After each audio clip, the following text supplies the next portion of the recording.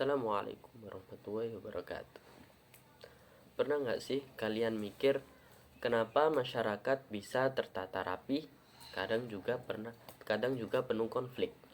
Jawabannya ada di teori sosial klasik.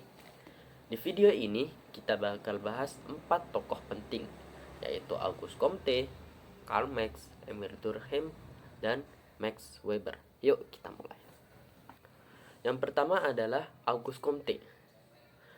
Comte ini dari Prancis. Dia dijuluki sebagai bapak sosiologi karena dia adalah orang pertama yang membawa ide bahwa masyarakat bisa dipelajari secara ilmiah. Comte percaya masyarakat berkembang lewat 3 tahap, yaitu teologis, metafisik, dan positif.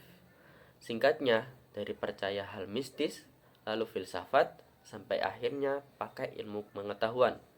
Kalau di zaman sekarang, pemikirannya kepake banget di riset sosial modern. Misalnya, survei tentang bagaimana Gen Z pakai TikTok buat belajar.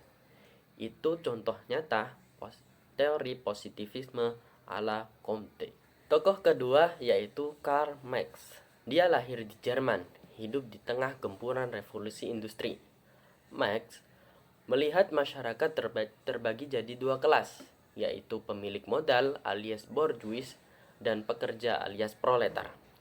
Menurutnya, konflik antara 2 kelas ini tidak bisa dihindari.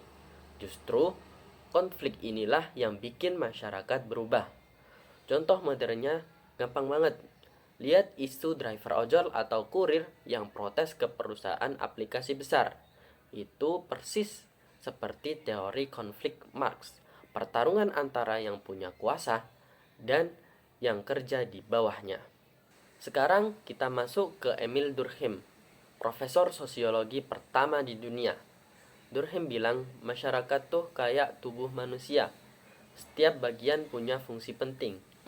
Dia ngenalin konsep solidaritas. Ada solidaritas mekanis, yaitu ikatan karena kesamaan, dan solidaritas organik, yaitu ikatan karena saling ketergantungan. Contoh gampangnya, saat terjadi bencana alam, orang-orang yang gak saling kenal bisa tetap gotong royong bantu korban. Itu solidaritas organik ala Durkheim yang bikin masyarakat tetap hidup. Terakhir, Max Weber dari Jerman. Weber gak hanya lihat struktur sosial, tapi juga makna di balik tindakan manusia. Dia terkenal dengan teori tindakan sosial dan konsep rasionalisasi. Weber bilang, etika Protestan yang menekankan kerja keras dan disiplin jadi salah satu alasan kenapa kapitalisme modern bisa berkembang. Kalau sekarang bisa kita lihat di budaya hustle. Banyak anak muda ngejar produktivitas, bikin side hustle, sampai personal branding. Itu contoh nyata tindakan sosial yang dipengaruhi nilai budaya.